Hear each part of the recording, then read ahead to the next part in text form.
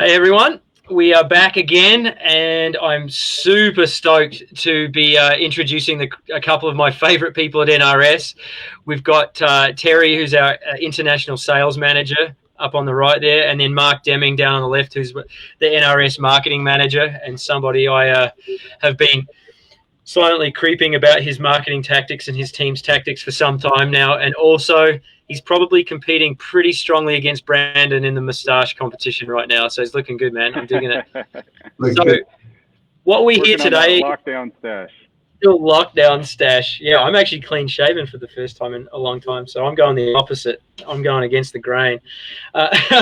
So we're here this afternoon to have Mark and Terry kind of talk you through and walk people through how you set up a raft frame for a whitewater raft. So lots of opportunity for questions and answers here. They're two of the more experienced people at NRS, and obviously have a ton of experience and background behind that. So before we get into it, please feel free to comment. Let us know that you're here. We're going to do a $200 NRS shopping credit at Aquabatics. We're going to draw a name out of a hat, but basically if you put your name in the comments during this, you're in the draw for it. And yeah, it's going to be randomly picked, but we'd love to hear from you, okay? So first up, like a really little bit of an introduction. I've known Terry for like over 10 years now. He was, when Nikki and I first bought Aquabatics, he was our rep. He's now gotten too big of a deal to be our rep anymore, and it nearly came down to Nikki firing NRS. We were that stoked on having Terry as our rep, but Brian's pretty good too. So we took a trip down to Moscow, my one and only trip so far, and it was when Talia, my youngest, was very young, and Nikki was very, very pregnant with Cadence, my second, and it's about, I don't know, what is it, 11-hour drive or something to Moscow? So we drove down there. Anyone who knows me knows that I just don't stop. So my 8-month pregnant wife, 7-month pregnant wife, we cruised down there. Terry showed us the sights, went to the factory. He took us out for a stellar meal somewhere just nearby and fed my daughter Talia like $20 starter olives for 3 hours. She won't eat olives anymore, but that was great. And then he took us on a rafting trip, which was fantastic, by the way. Nikki and I had a great time, but he's an honorary Canadian because he spent the entire time apologizing that it wasn't fun enough. Meanwhile, I dragged my wife on 22 hours of driving without stopping either way. I think I was the bad guy. So yeah, we go way back, Terry and I, and I'm really stoked to have you on really stoked to have you on the cast, mate. It's really going to be great to hear your input. And then Mark, I met Mark a few years ago, but Mark's always injured. Every time I go to a paddle sports trade show, I either have a meeting with Mark in a cast or I have to meet with someone else because he can't make it. And I think the way that Mark is getting through this COVID-19 thing, he's building bike trails in his backyard and growing a sensational moustache. So I'm envious on all sides of the coin. But if I go to a paddle sports retailer show ever again and you're not there because you busted your leg riding your own bike trails, I'm going to be furious. So enough about that. I'm going to hand you over to Terry. He's going to give you a little bit of a story, a bit of the story behind NRS, and then we're going to get stuck right into this. So thanks for being here, fellas, and I'm going to hand it over to you, Terry. Yeah, thanks, Simon. Thanks for the intro, and thanks for hosting today. I was speaking to you earlier. I was at home baking some bread, had my iPad up, and was watching all the episodes. It was fantastic. So it's a great thing for the community. Thanks for doing that. I'm sitting here at our headquarters in Moscow, Idaho.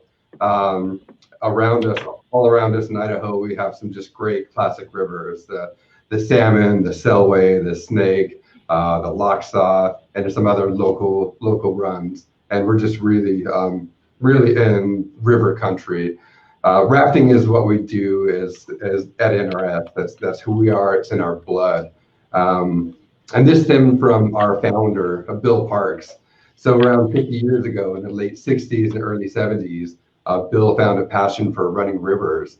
And back in those days, it was really hard to find gear that was appropriate and safe for the activity. And so they begged and borrowed and made their own gear, used Army surplus things from World War II, and realized that there was a really missing part of this activity. It was accessibility, and so he decided to put everything under one roof, which was his garage at the time in the early 70s, and build his own catalog company to sell the river gear that he and his buddies realized were missing from the market.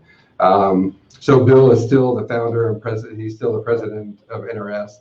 Still shows up to the office. Still shows up on the river, and it's just a really great, iconic man to be able to follow in his footsteps, and creating some of the best rafts and raft setups in the world.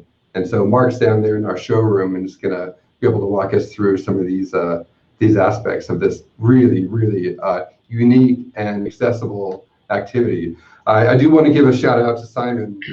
Simon and we talk often about ideas, about kind of what's good for the paddle sports community and how we can be more embracing to people to bring into paddle sports. And one unique thing about the US is the private rafting sector. It's really, really unique to the US. A family will own a raft and a setup as their vacation time during the summer. Head off for a couple of weeks for multi-day trips, and that's their entertainment. And so Simon had the foresight to bring this idea to Canada. It started off in Western Canada, and it's been really, really fun to see this grow. So good job, Simon. It's nice to see this private rafting sector develop into Canada now. Yeah, thanks, mate. Thank you.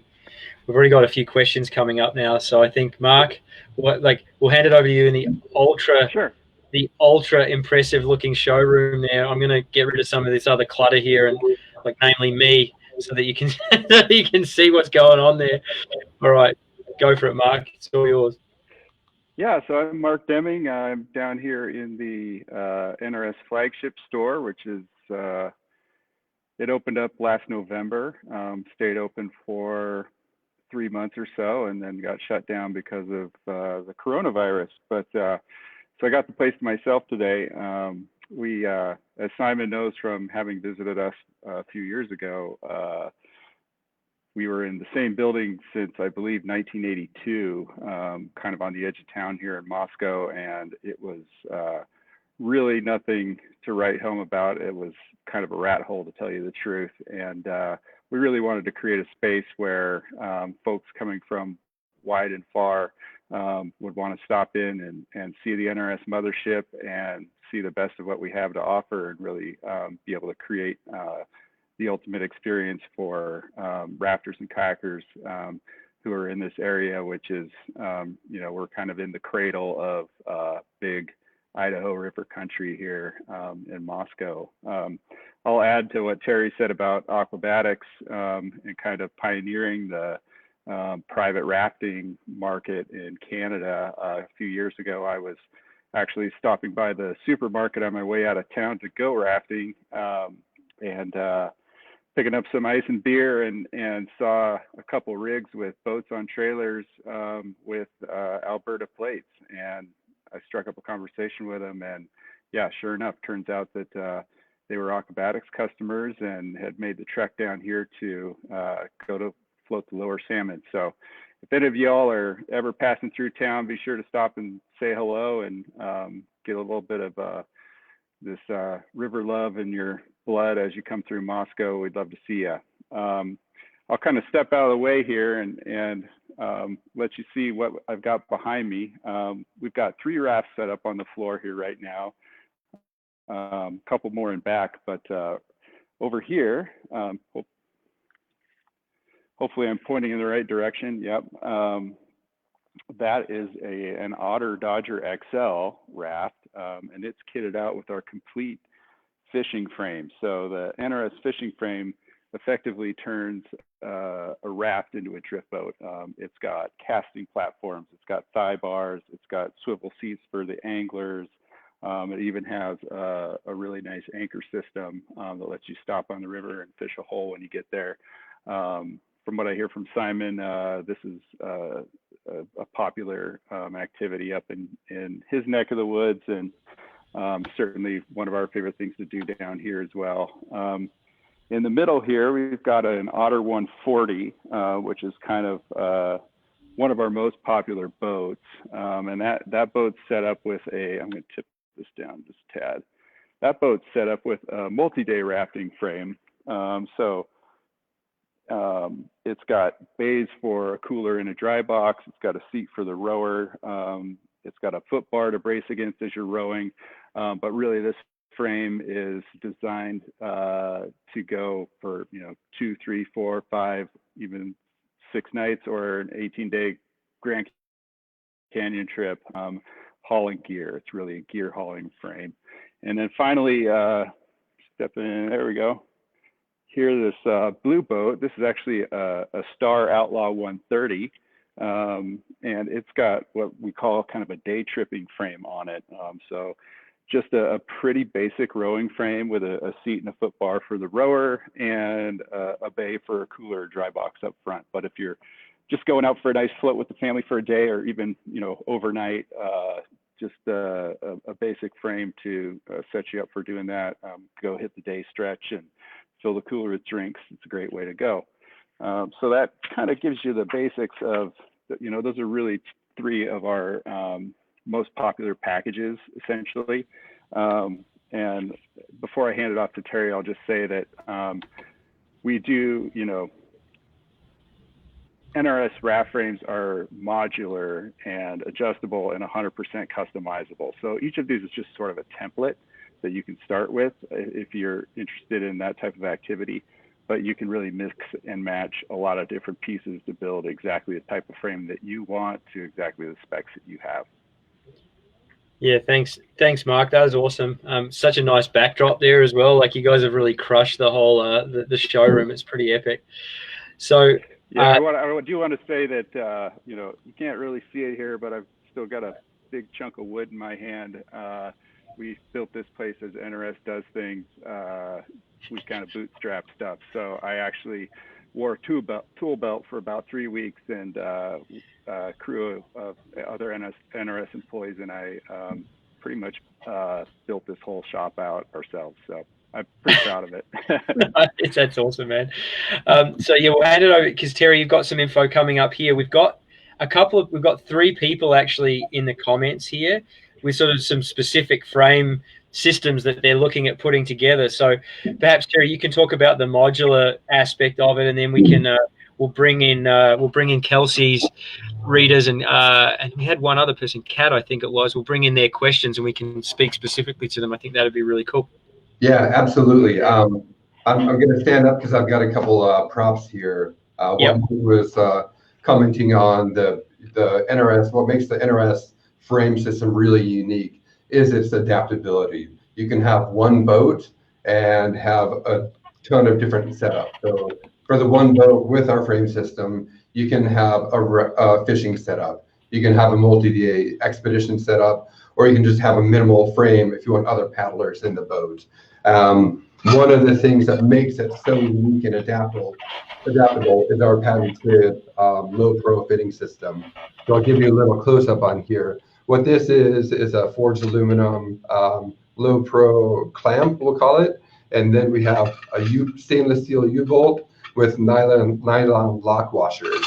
And what that does, it enables you to put the frame together pretty easily and seamlessly.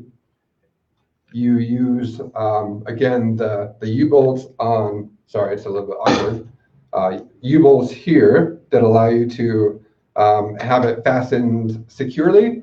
And then with our little handy frame tool, it's a 1/2-inch socket on one side, and then a flathead and a Phillips screwdriver on the other side.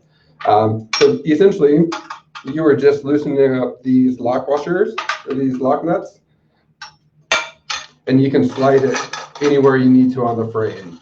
So this system will really allow you to lay out the frame, put it together easily, tweak some adjustments. Mark will get to it a little bit later, but adjusting your footrest, adjusting your seat and your oar mounts to specifically to your paddling position and your size.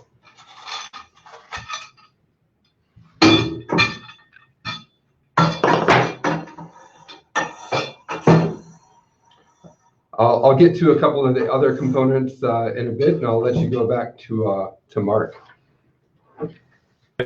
What we'll do here, Mark, is we've got, I'm just going to read through some of the comments here real quick. I'm just going to pop you off the screen there, Terry. So we've got 3 or 4 different sort of questions here. They all kind of fit into the same category, though, to some degree. So we basically have a 13-foot otter looking to deck it out as cleanly as possible for sort of multi-day trips with a little bit of light whitewater, I would imagine. So class 2 to 3, that's for Kelsey. Then Kat has a 14-foot air tributary. Obviously, they're different boats, but similar kind of applications, and looking to be set up for whitewater trips and some fishing. So maybe less of the overnight stuff, but more of the fishing. And then a little 10.5-foot Rocky Mountain raft that for some overnight trips. So just if you can keep that in the back of your mind and we can address those as we go, that'd be amazing. Sure. Yeah. Well, I'll get started on just kind of how to get going with fitting your boat with a frame. Essentially, the frame starts with making a box. You're going to take 2 side rails going down the flat portions of the side tubes, and then bridge those side rails with a crossbar in the front and a crossbar in the back. That basically makes a box. The size of that box, the length of that box, and the other components that you fill that box in with kind of depend on what type of activity that you plan to do.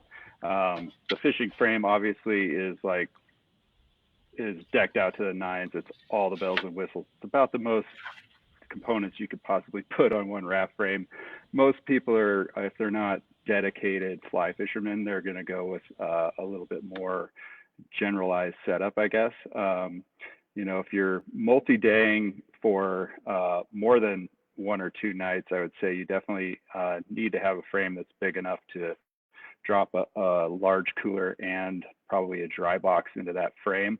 And so you're looking at, needing a bit bigger boat, longer side rails so that you can have room to create those bays. And the way we create those bays is we basically take another, if you have a crossbar in the back, you want to put a dry box in the back of the frame, the stern, add another crossbar, the appropriate length forward of that, and then you can use NRS straps or dry box mounts, there are a few different options to drop that dry box into that bay. Same goes for the cooler. I usually like to put my cooler bay up front. Coolers tend to be pretty darn heavy, and having a little bit of weight up in the bow can help keep that bow down when you're slamming into some big waves. So I usually go with dry box in the back bay, cooler up in the bow, and then you kind of go from there with working with what you have available space wise. A lot of people just sit on a dry box or cooler to row. I typically do that because it allows me to I bring 2 dry boxes and a cooler for longer trips, and I just sit on a dry box. But a lot of people like to have a comfortable rowing seat as well. And so you could throw another crossbar in there, add a universal seat mount that seat on there. And then most people want to have a foot bar, something to brace their feet against when they're rowing. So those are kind of the primary components, and you just kind of mix and match according to what you need. If you're just doing, one night, overnighters, day trips, you probably don't need a frame with, 2 or 3 bays for coolers and dry boxes. You can probably get away with just, the cooler and throw stuff into dry bags and strap those down. Pretty basic. If I was in a 12-foot or smaller boat, you're probably looking at basically having room for a rowing station and a cooler. You start getting into 13, 14-foot boats, you'll have room for a dry box and a cooler. And the further you go up from there, the more stuff you can bring. Obviously, I tend to go. I have 3 sons, and my wife and I will go out for 5-6 days on, say, the lower salmon, bring a lot of gear, a lot of people on the boat. So I usually run a 16-foot boat and have 2 dry boxes and a cooler on my boat. But to get started kind of fitting your frame to your boat, you need to know a couple of primary dimensions that you're going to be working with.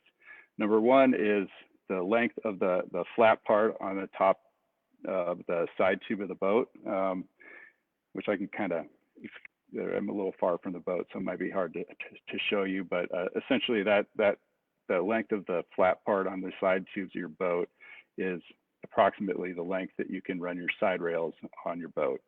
You also need to know the center to center distance from side tube to side tube, and that's approximately what you need your crossbars to be.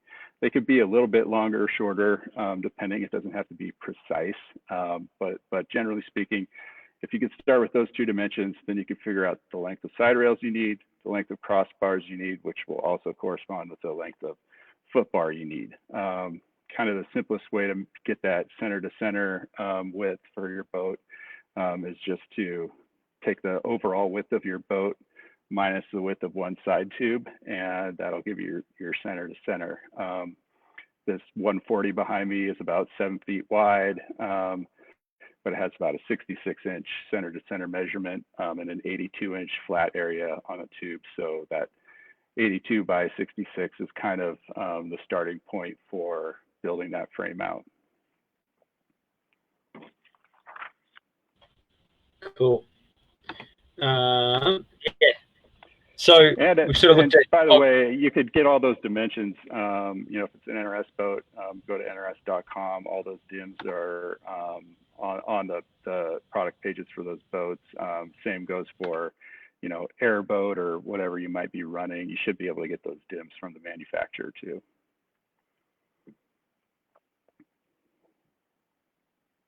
Yeah, so you can see the frame guide there. That's off of the NRS website. Easy enough that you just search NRS Raft frame guide and that'll come up.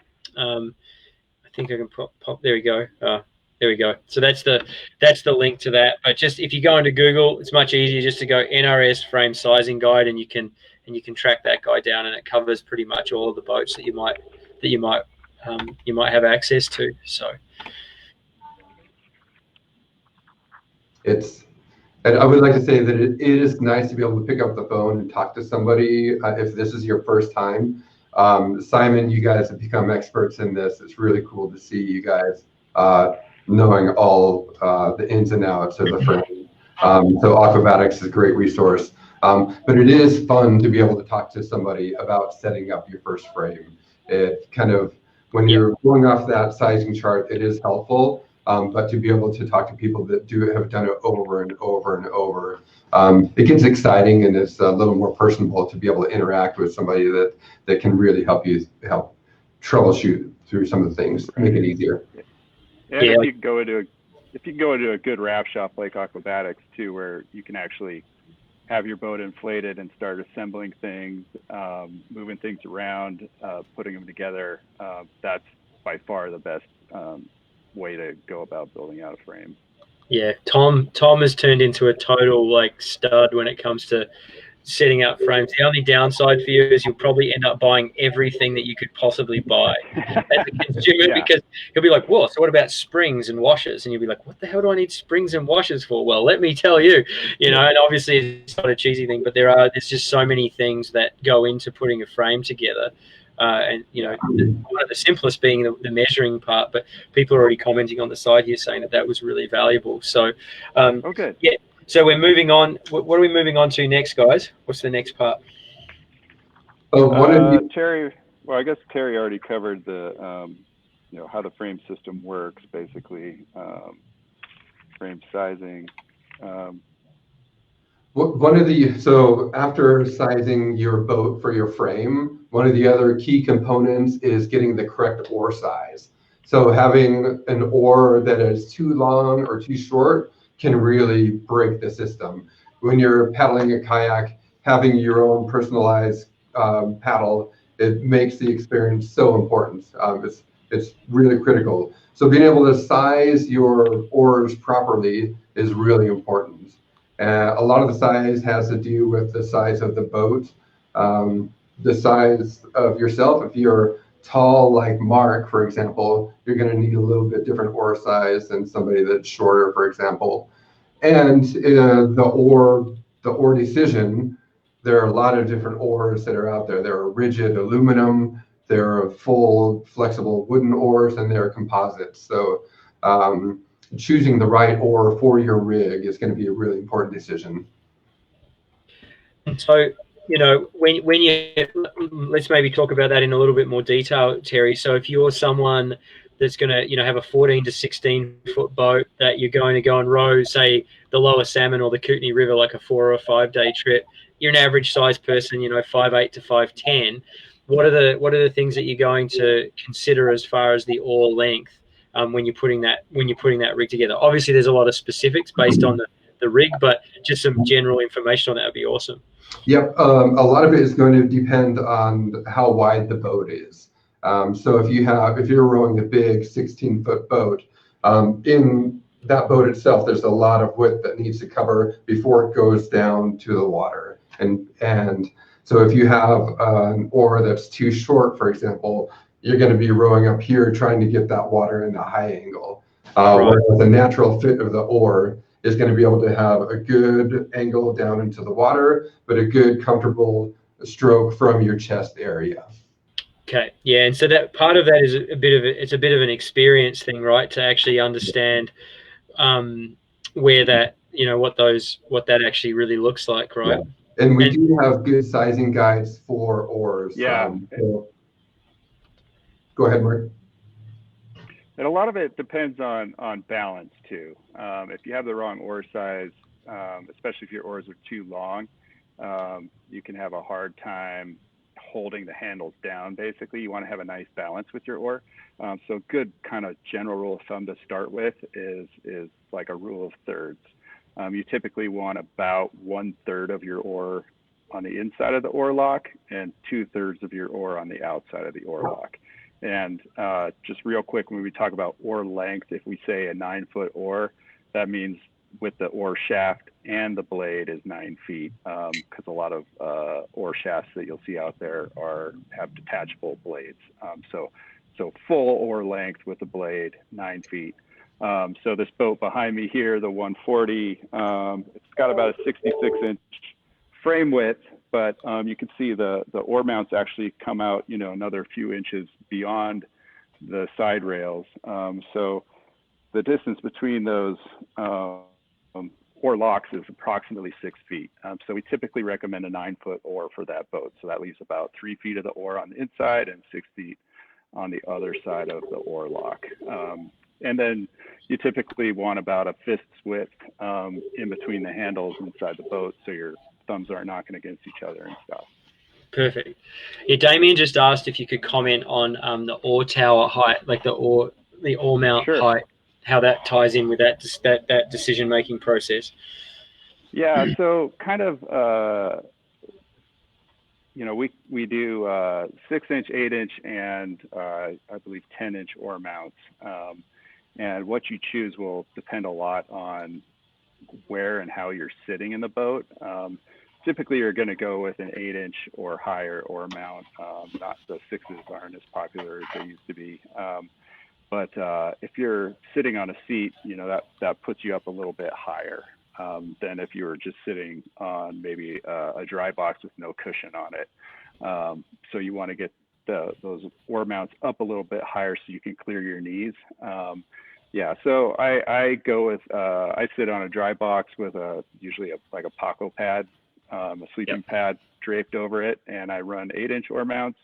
But we sell a flip seat that can flip down onto your dry box so you can actually sit on a seat. That's raising you up quite a bit more, so we usually push the 10-inch oar mounts for those. So you really want to be able to be comfortable, not bumping into your thighs and your knees all the time while you're rowing. So if you are doing that, then you probably need to go with a little bit higher oar mount. One thing that I like to do when I set up my boat is if you can have it on a trailer, that's awesome. If you're just, you know, have it on your driveway or whatever, I'll just take the blades off the oar shafts and sit on my boat and open a beer and pretending I'm going down the river and just row and make sure that everything feels the way that I want it to feel. Nothing's worse than getting out on the river and that's the first time you've ever tested this out and you're making adjustments as you're, you know, drifting into the first rapid. So yeah, we've all been there and done that, I reckon. yeah.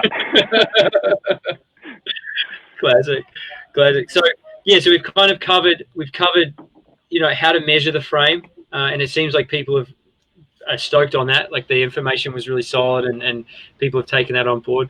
We've looked at the different oar mount heights, different oar lengths, and obviously for everyone, there's so many variables to this depending on your boat. Like between Rita, Cat, and Kelsey, there's 3 different size boats, so the oars are likely going to be different. The measurements are going to be different. It's all about the process that we go through to size them. And so I guess the next piece of it we want to look into is how you there's a question there about stern versus center frames, and we'll address that at the end if we've got time. But basically looking at, okay, so now how do you make sure that, you know, that when you're cruising down the river that your raft frame doesn't go slipping and sliding and falling off the side of the boat or anything like that? So how do we go about actually fastening it correctly and safely to the boat for maximum performance and comfort and safety? For sure. Yep. Yeah, I can cover that a little bit. First thing you need to have is an NRS strap, or several of them. This is a little device that our founder, Bill Parks, brought to the market in 1978. He actually, these are ubiquitous on the river now, but back in the old days, you would actually tie your frame down with rope or tubular webbing, something like that. A lot of problems associated with that. One was that the rope and webbing that was available would stretch when it was wet, and it would tighten back up when it dried again, and that caused you all kinds of problems. Also, there was a high water year on the Middle Fork of the Salmon here in Idaho where there were some fatalities that Bill thought could have been avoided if there had been a more effective way to tie down and release gear and frames from boats. And so he actually adapted this little cam buckle from the freight industry, and he sourced that buckle in Germany, and he went to Spain and he sourced polypropylene webbing that was UV treated, that would last outside in the sun, that didn't stretch when wet, was very strong. And he created the NRS strap, which is still today the go-to way that everybody ties their frames down and their gear down on their boats. So there's one major concept to keep in mind when you're tying your frame down to your boat, and that's counter tension, essentially. What keeps the frame from sliding around is having straps pulling in opposing directions at the corners of the frames. I don't know if you can see it here, but maybe over on the gray boat, how that strap is at an angle from the D-ring in the bow, and in the back, the strap is coming from the opposite angle from the D-ring in the stern. And same thing on the other side. So no matter which way the frame shifts, it's pulling against a strap. That counter tension is what's keeping it from moving. So as long as you're considering that counter tension principle, you're going to be fine tying your frame down. Usually, 2, 3, and 4 foot NRS straps are going to do the job.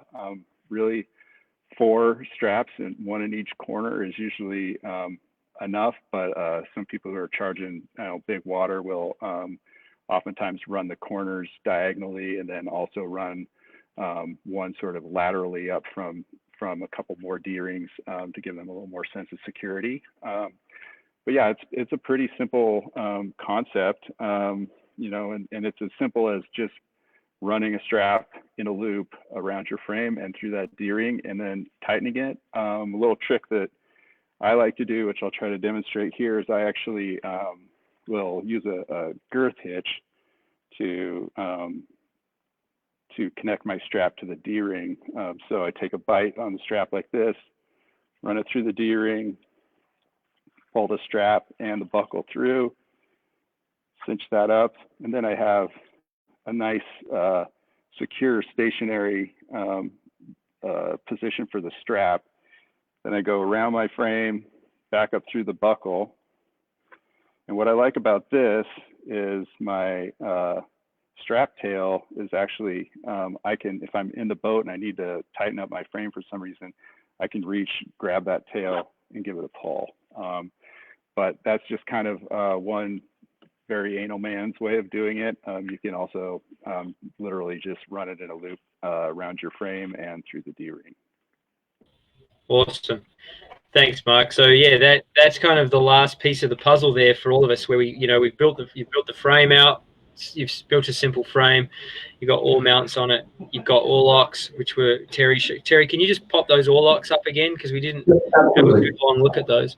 So this is a classic 8-inch oar mount with our atomic aluminum oar lock inside of it.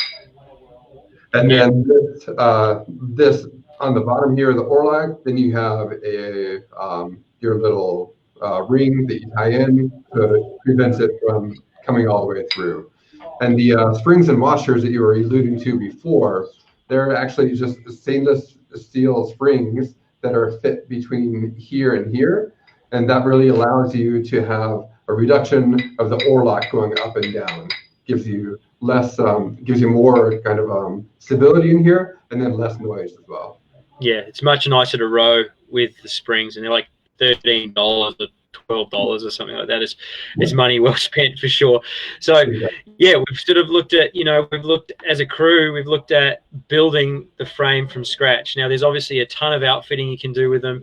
You can put multiple seats on them. You can put casting platforms front and back. You can get anchor mounts. You can get this, that, and the other. So that's all very personal and kind of happens over time. But the foundation stuff is you have your side rails, you have your cross rails, you have your bent foot bar that we showed, and that's to give you leverage when you're rowing. Some kind of seating system, whether it's a dry box or a seat. You've got your oar mounts, your oar locks, then you got your oars and your oar blades, and obviously your oar sleeves as well, and then your way to mount it. So what Terry and Mark have done is they've basically built us a frame from the ground up. Now, on the NRS website or the Aquabatics website or other websites you can go to, you can see their bighorn frame, their longhorn frames, their angler frames, and all that kind of thing. And that's nice. But you can do this modularly. So you can basically outfit your frame how you see fit. It doesn't have to be out of the box, which is kind of cool. And it doesn't really cost any more money. You just buy side rails and cross rails rather than a big horn frame. So that's kind of cool. So we've got a few questions here. Like, did you guys have anything you wanted to put in there to summarize anything that you've said, or can we kind of move on to some questions in a moment? Just briefly, I think the important thing to understand is that this raft setup will provide a lifetime of fun and entertainment for you and a family and friends. It's just a really cool thing that that you can have at your disposal to go have a great either day or week out in the wilderness. Yeah, we do it every year. My family and a whole bunch of other families go out, and we have like 12 to 16 kids and a bunch of rafts, and we go do the Kootenay trip, and it's just a total gong show, and the kids turn into Lord of the Flies. They don't wash, and it's freaking epic. It's really good. It's my favorite 4 or 5 days of the year. It's amazing. Oh, yeah. And they get to be a part of it, a part of building it. Oh, yeah, man. Team. It's a total team effort. Yeah, it is. It's super good. And, that initial outlay on a raft and a frame set up for recreational users, sometimes you bulk at it because it is. You're looking at a bit of cash to lay out, like $4,000 or more, or $3,500 to $5,000 sort of thing. But the thing will last forever. And that kind of leads to a question Jason put here. We know Jason quite well. He's got some great rafting stories. And, that is a beard, Jason. Whew, that is a coronavirus beard. So he's an 18-foot air raft that's had some adventures that he just wants to – it's nearly 15 years old. So just wondering if there are some way – like you guys can see, is there any issues with the bladders? Is there anything that he could do to increase the longevity of that raft? So one of the number one thing for protecting your raft, one of the biggest,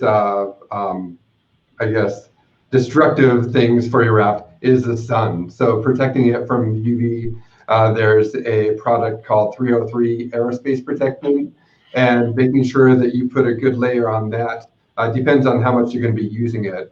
But this is a really inexpensive way to keep the UV protection on your raft. It's essentially like an armor all for rafts, but this is made specifically for this kind of activity.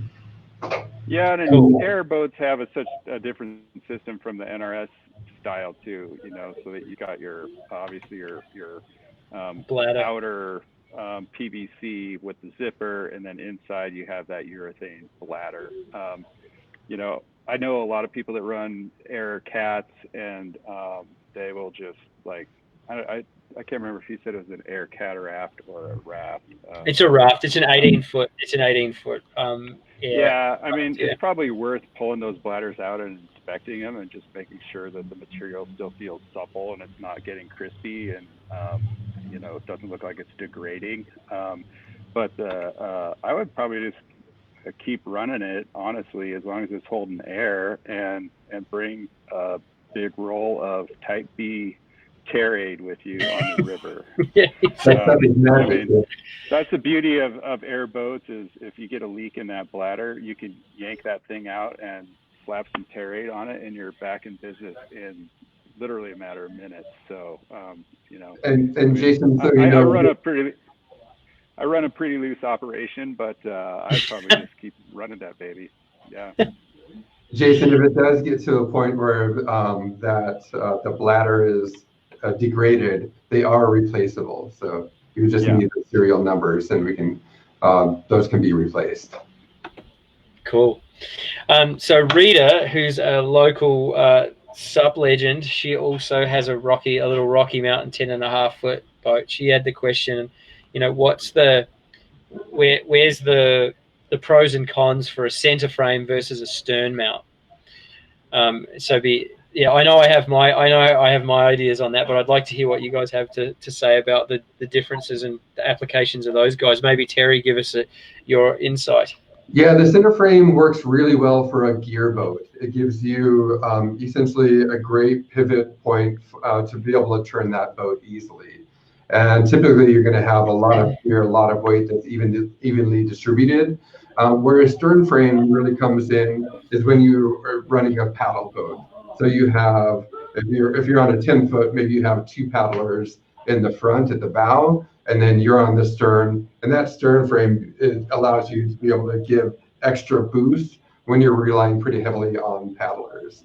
So we see commercially, the stern frame used on big paddle rafts, where when you're going through a big hole, the guy needs to give some extra thrust that the paddlers just don't have enough power to get through that.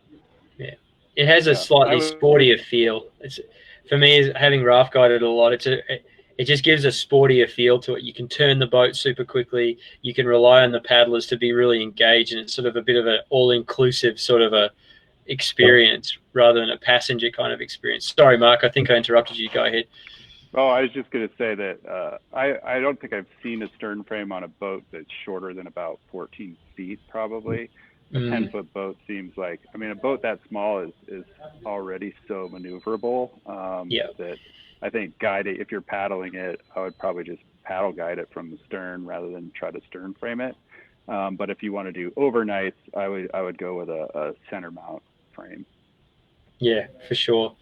And then, let's see what else we got there. So there's actually a good comment here. Oh, no, this is a good one. So I'll just pop this one up. So Trevor, I've just been answering some questions from Trevor about boats, and he was just asking for how do you pick the right raft? And I just said to him, I said, okay, what are you thinking of doing? Is it sort of multi-day trips, or do you want a white water rig or something like that? And he said, basically his answer, so more thinking of multi-day stuff, but no idea really. How do you size a raft up for something like a Babine trip, which is class 3, class 4 kind of multi-day medium volume? And the Kicking Horse is a medium volume 1-day class 3, 4 whitewater trip. And so my feedback, and I'll get you guys to elaborate on it, was a medium to higher volume 14-foot raft would give you, this is my take on it, would give you enough packability for a 4 or a 5 or a 6-day trip, but also be maneuverable enough that it would be kind of a fun and sporty sort of a whitewater boat. Be really keen to hear both of your thoughts on that. Maybe go to you, Mark, to start with and get your insight on that. Yeah, I think I basically would have told him the exact same thing. A 14-foot boat is really kind of the most versatile size. It's fun on whitewater, it's maneuverable, but it's also, depending on the model, the higher volume ones, like you say, like the Otter 140 right here is, again, like our best selling boat. you could do practically anything in that boat. It is fairly wide. It's 7 feet wide, I think. We do make a model that's the 142, which is 6 inches narrower, and that's kind of nice for a lot of anglers like that boat, because it's the same length, but it's a little bit narrower if you're working down bonier rivers, lower water stuff. You know, it can be a little bit easier to work through the rocks. But yeah, I would say a 14-foot boat, Otter 140, Otter 142 is where I would start for sure. Yeah. No. Same deal, Terry. In agreement. Yeah, that gives you again the ability to do smaller amount of people with a longer multi-day, or a good amount of people on, you know, a single day or maybe a 2-day trip. That's a perfect size. Cool. Hopefully that helps, Trevor. So the one last question I have, and I have a pretty good understanding about this, but I think a lot of people don't. When you're considering a raft, you look at the price differences. You go into a PVC boat versus a Hypalon boat or a similar material, and there's quite a big difference in price sometimes. So perhaps, Terry, can you give us a bit of the DL at the down low on what's the difference between PVC and Hypalon, like more from a practical application rather than a cellular application, but and how that would affect paddlers. We've got about 5 minutes to go, so yeah. What do you think? Yeah, that's a great question. So PVC, people will call it a plastic boat, and in Hypalon it will be called a rubber boat. The Hypalon is a more supple material, where the PVC is more rigid. There are benefits and drawbacks to both of them. A PVC boat will sometimes be more stiff. So if you really need stiffness, then a PVC or urethane could be a little bit better. For example, in Kaituna, when you're dropping off mostly run falls, you need a pretty stiff boat for that. Right. But that's going to be extreme case. Whereas Hypalon is really the most durable material, and it also is the best with UV protection. So Hypalon will last a lot longer out in the elements than a PVC will, for example.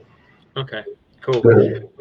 So we've got one more question. I think we've got just enough time. Matt just put this on, and I like this question because Mark, I'll get you to give your insight onto this. So what's your take on running like pins and clips versus oar locks?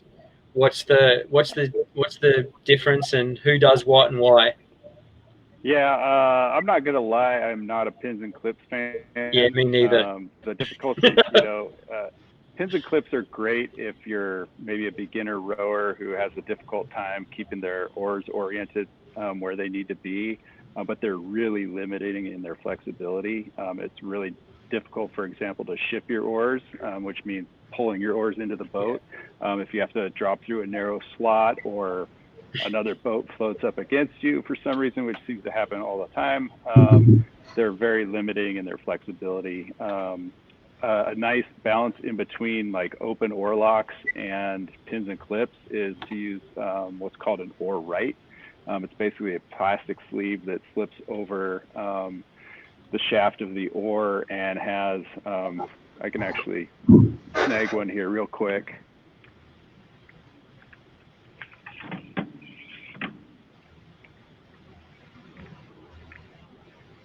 Yeah, so this is an oar right that actually flips over the oar, and then this part actually goes between the tines of the oar lock to keep the oar oriented vertically, the paddle or the blade oriented vertically the way you want it, but you can still ship your oars if you need to, but you have that extra bit of security. Nobody likes to drop into a rapid and go to take their first stroke and have their blade at the wrong angle and totally miss it. That's a scary feeling. Usually, I think most people, once they get really comfortable, just tend to go to an open oar. It's just I use a rope wrap oar with a rubber stopper. When you have a lot of wind like we do in some of the canyons down here, that gives you the ability to rotate your oars as you're rowing to keep so that blade's not pushing against the wind all the time, which, when you're doing thousands and thousands of strokes in a given day, it actually it eases the wear and tear quite a bit. But the Oarite is a really nice way to go if you want to kind of in between pins and clips. Not a huge fan. And there is a convertible Oarite that you can flip up that center piece, right? So you can still feather your oars with that. So very cool. Awesome, fellas. Well, hopefully that helped out, Matt. I'm definitely in that boat. I am not a pins and clips guy. Not a fan at all. So that's us, man. We're out of time. Thank you so much for taking time on your Saturday afternoon, Terry, Mark. That was amazing. Some really good questions, some great answers, Simon. and gave us a good rundown. So we got 5 or 10 minutes, and I'll be back on for our last little chat with the kayak angling crew about the Western Canadian Kayak Fishing Trail, and will be the end of that'll be a wrap. So thanks, fellas. Have a fantastic rest of your weekend, and we'll be in touch soon. Thanks, Simon. Right, thanks everybody for watching. Take care. Thanks. Bye.